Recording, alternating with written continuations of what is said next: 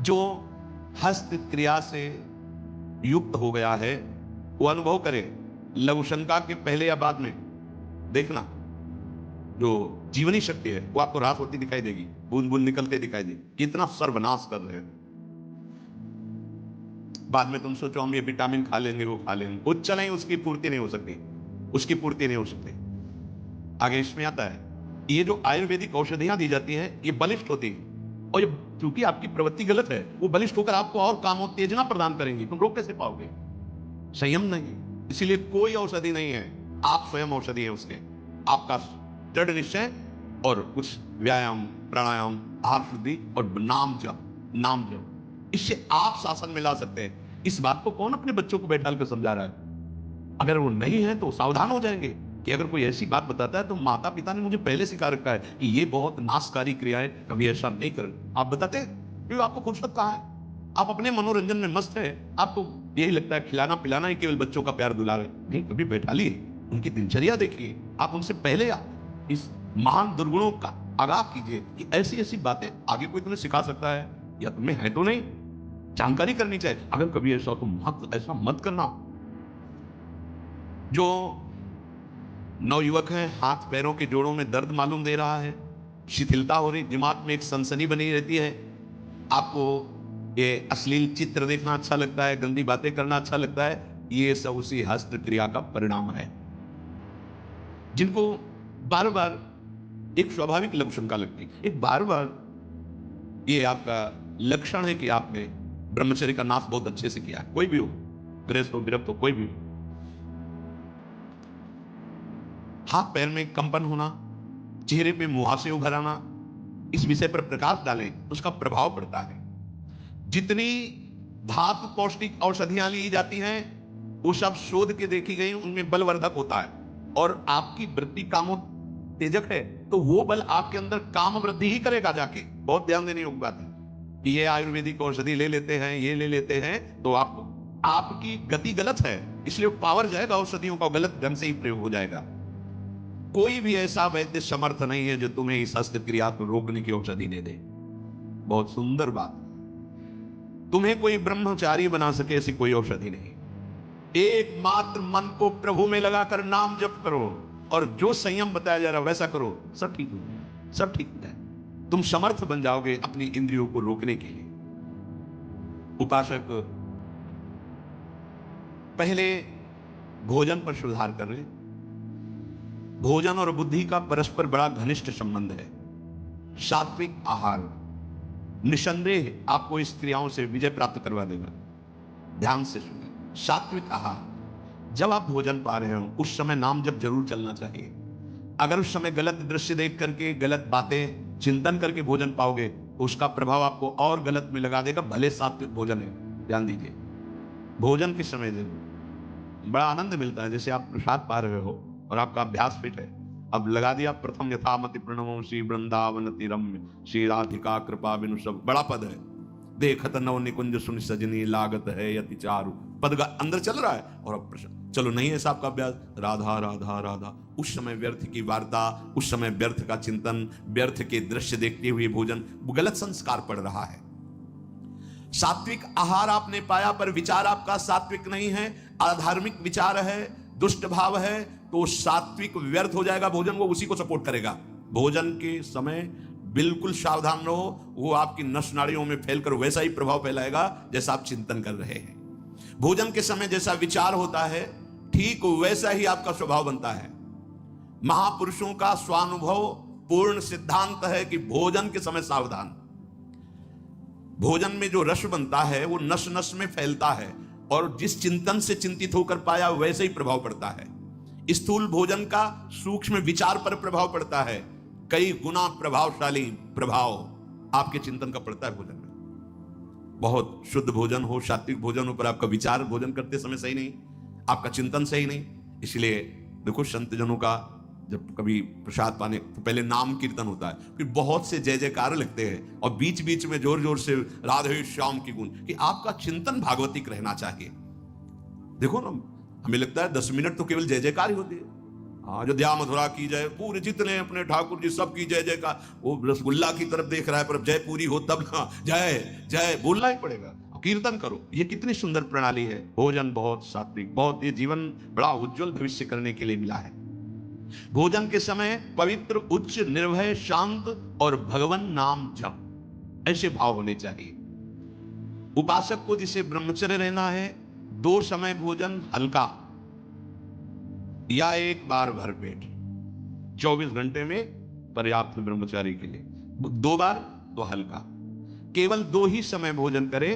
पहला भोजन का समय 10 बजे से लेकर 1 बजे के बीच में, दूसरा संध्या होने के बाद 8 बजे तक, इसके बाद नहीं। अगर इसके बाद आप पाते हैं तो आपकी दिनचर्या में फर्क पड़ेगा, वो आपके कई दोष प्रकट कर देगा। देखो, जीवन को यदि आप मंगलमय प्रकाशशील बनाना चाहते हैं तो महापुरुषों के वचन मानने पड़ेंगे।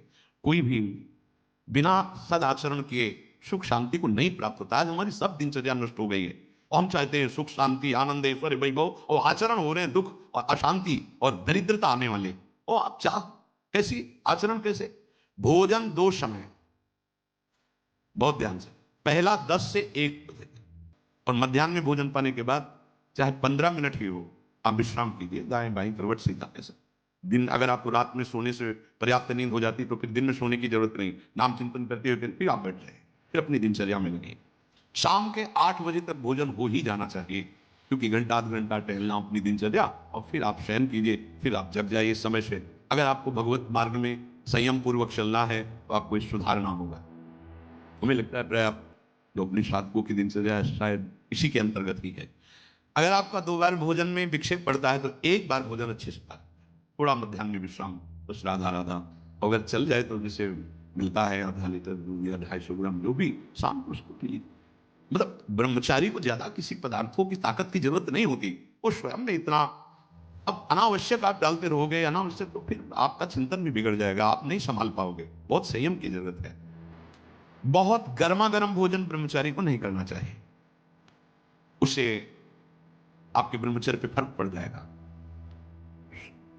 ताजा भोजन है पर धुआं नहीं उठना चाहिए, शांत। ये गर्मा गर्म जैसे ना, बिल्कुल नहीं। भोजन हमेशा सात्विक, ताजा, सादा होना चाहिए।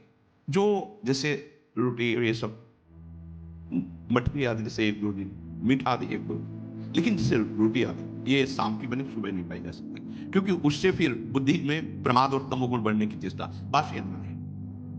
अच्छा, भिक्षावृत्ति में ये बड़ी सामर्थ्य है।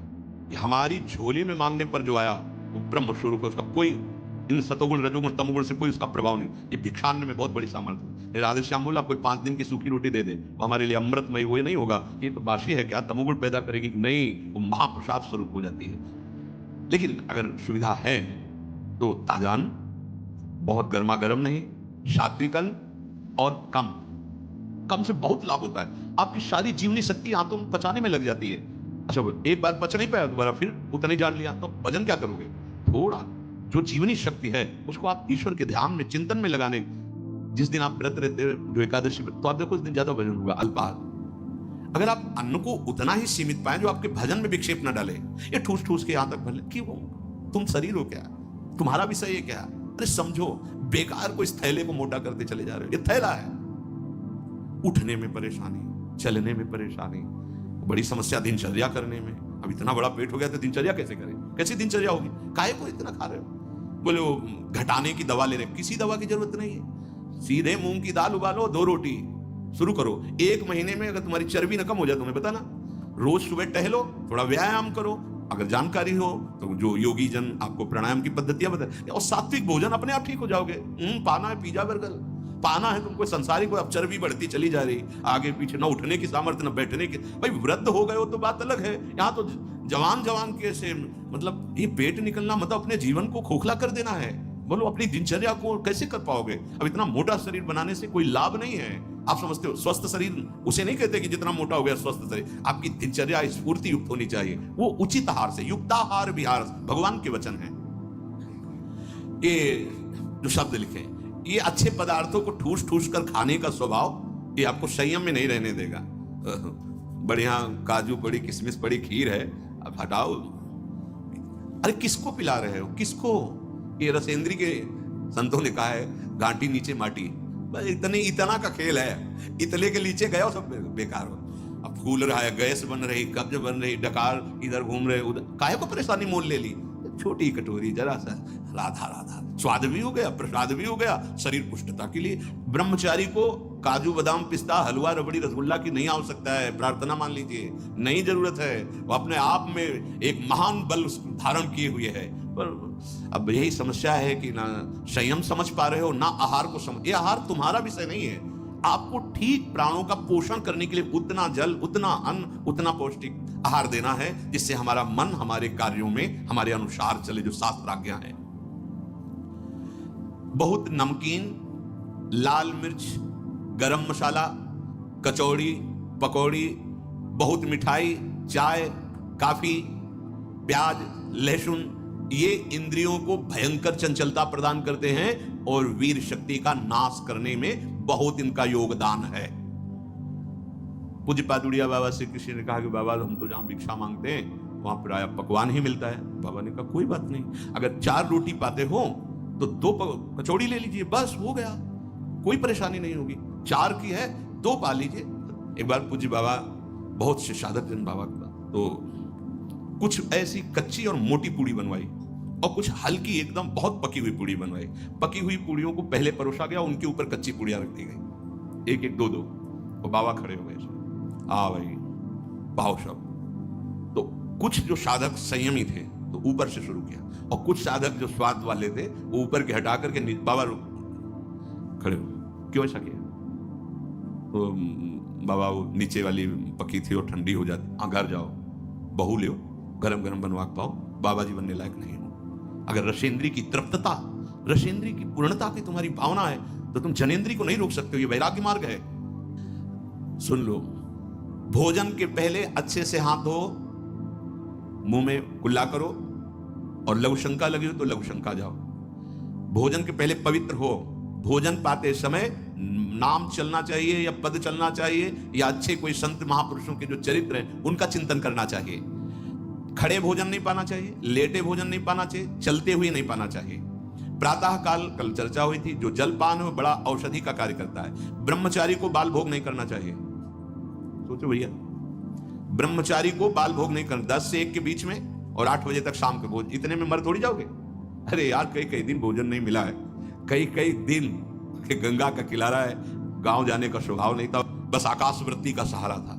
ये अगर आप बाल भोग नहीं करोगे तो आप क्या परेशानी हो जाएगी। 10-11 वो तो मिलेगा ही आपको। हमारे तो जीवन में था कि पता नहीं कब मिलेगा, कहां मिलेगा, कोई भरोसा नहीं। कभी इतना गुड़ कोई दे दिया, कभी वो जो गंगा किनारे बारी लगाते हैं वो, ए बाबा 2 परेठा लोगे, तो भगवान दिए ऐसे मान के गंगा जी में पूरा पा लिया। बड़ा आपको तो निश्चित है कि आपको मिलेगा भोजन, फिर आप बाल भोग क्यों? बाल भोग पच नहीं पाया, राज भोग डाल लिया, वो पच नहीं पाया, तो आप बीमार हो जाओगे, कब्ज हो जाएगी, गैस बनेगी, आपका भजन में मन नहीं लगेगा, तो फिर वही प्रमाद की स्थिति आएगी। भोजन होने के बाद 100-200 कदम चलना चाहिए, टहल करके। दिन में 15-20 मिनट विश्राम, रात्रि में भोजन के बाद आधा पौन घंटा नाम जप माला उठाओ, छत में या कहीं जैसा हो, आराम से भगवत चिंतन करते हुए टहलो, यानी तुरंत पा करके फिश है। कल बताया था उपासक को 3 लीटर पानी पीना ही चाहिए। उससे पेशाब के द्वारा बहुत सी जो शरीर को कष्ट देने वाली वो पित्त आदि सब तैयार वो निकल जाते हैं। कब्ज की बीमारी पानी की कमी और गरिष्ठ पदार्थों के पाने से होती है, ये नहीं होना चाहिए। तभी आप ब्रह्मचर्य, जल पीते समय धीरे धीरे आराम से पीना चाहिए, गट गट गट ऐसे नहीं, राधा राधा नाम लेते थोड़ा थोड़ा 5 मिनट में धीरे धीरे। प्यास की पानी से ही बुझाएं प्यास को, सोडा वाटर, लेमन या ठंडे पेय पदार्थ जो शीशियों में आते हैं, हाँ, ये ब्रह्मचर्य, संयमी, भगवत मार्ग, ये सब चीजें ले भाई। आपको अमृत पान करना है, राधा नाम सुधा रसम रसी, तुम बहुत सावधान। प्रकृति के विरुद्ध चलने से कभी कोई सुख का अनुभव नहीं कर सकता, बहुत सावधान। भोजन के समय आपको पानी नहीं पीना है। यह अभ्यास आपकी दिनचर्या में बहुत बाधा पहुंचा देगा। यदि आप भोजन के साथ पानी पीते हैं, गैस बनना शुरू हो जाएगी, कब्ज बनना शुरू हो जाएगा, आप परेशान हो जाएंगे। अगर आपको भोजन में पानी की आवश्यकता लगती है तो आप आधा घंटे पहले थोड़ा पानी पी लीजिए, भोजन के आधा घंटा पहले, और भोजन के समय बिल्कुल मत पीजिए, और भोजन के आधा घंटा 1 घंटा बाद आप छक के पानी पी लीजिए, उतना जितना श्वास और भजन करने में परेशानी ना पड़े। खड़े खड़े पानी नहीं पीना चाहिए। रात्रि में सोने के समय गर्म दूध नहीं पीना चाहिए कि आप गरम गरम दूध पी रहे, नहीं, उसको एकदम शांत कर लीजिए दूध को, जब धुआं न रह जाए। अगर दूध भी पीना है तो पीने के बाद 20-30 मिनट टहलना चाहिए, नहीं कि दूध पी के आप सो गए, संयम में नहीं रह पाओगे। प्रातःकाल उठते ही सूर्योदय के पहले यदि आपको सुविधा हो जाए, एक तांबे का पात्र रखो और उसमें जल पूरी रात्रि भरा रख लो और वो पियो, तो आपको बहुत संयम में सहयोग मिलेगा और रोगों के नाश में सहयोग मिलेगा। तांब पात्र में रात का रखा हुआ जल। ये नितांत सत्य है कि कोई भी नशा करने वाला ब्रह्मचारी नहीं रह सकता। जो तमाकू और भांग, गांजा, अफीम, इस तरह के कोई भी नशे, वो ब्रह्मचर्य नहीं टिकने देंगे। इसलिए कोई भी नशा ना करे। आलस्य अपने कर्तव्य कर्म में ना करे। हृदय को बार बार शीतल करता रहे, ऐसा चिंतन करे। संतुष्टायेन केन वा, ऐसे चिंतन मत करो कि हृदय तुम्हारा जलता रहे। यदि हम जो सुनी हुई आज सत्संग की बातें हैं, इनको अपने जीवन में उतारें, और पहली जीवन की प्रार्थना हमारी कि आपकी पहली सीढ़ी ब्रह्मचर्य है। यदि आप ये हस्त क्रिया या किसी भी तरह से गंदी आदतें पूर्व संस्कारवश, कुसंगवश हैं, तो आप छोड़ दीजिए। हिम्मत कीजिए, एक बार जलिए, एक बार नियम ले लीजिए, मैं ऐसा नहीं करूं। खान पान कीजिए और सोने का एक निश्चित समय रखिए। और जिस समय आप ऐसी हरकतों को करते हैं, वो समय आप माला लेकर बैठिए। जब तक गाढ़ निद्रा का आवेश ना हो, तब तक आप अपने को स्वतंत्र मत छोड़ दीजिए कि बड़े बड़े चिंतन, फिर गड़बड़ हो जाएगा। बिल्कुल ऐसा ही किया गया है जीवन में। हाँ, भोजन के बाद, चलने के बाद वज्रासन में बैठकर जब नींद आई तो कभी कोई माला लिए, कभी माला रखे।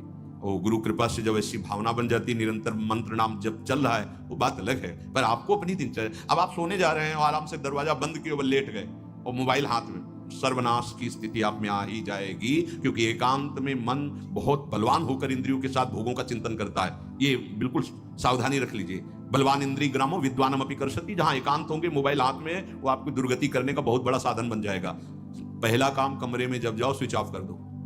बिल्कुल जैसा कहें, माला उठाओ या कोई महापुरुष का चरित्र उस समय पढ़ो, वो आपको थप्पड़ की तरह लगेगा। और चरित्र पढ़ के उसी के चिंतन करते हुए सो जाओ, या माला लेकर के जब करते, जब नींद आए तब सो जाओ। कोई ऐसी चेष्टा मत करो जो तुम्हारे उत्साह को, तुम्हारी जीवनी शक्ति को नष्ट करके नरकगामी बना दे। बहुत बढ़िया अवसर मिला है, निकल चलो प्यारे। बार बार आप देख रहे हो कि आपकी दुर्दशा कर रही चेष्टाएं, आप जो कहते हो मैं छोड़ नहीं पा रहा, उसका कारण है आपका निश्चय। आप निश्चय ठीक नहीं कर पा रहे। और नाम जप करो, ऐसा निश्चय होगा। आप इस सत्संग सुनकर मनन करो, ऐसा निश्चय होगा कि निश्चित भगवान की कृपा से आप इस जीवन में संयम पूर्वक बर्ताव करते हुए भगवत प्राप्ति कर पाए। श्री राधा वल्लभ लाल की।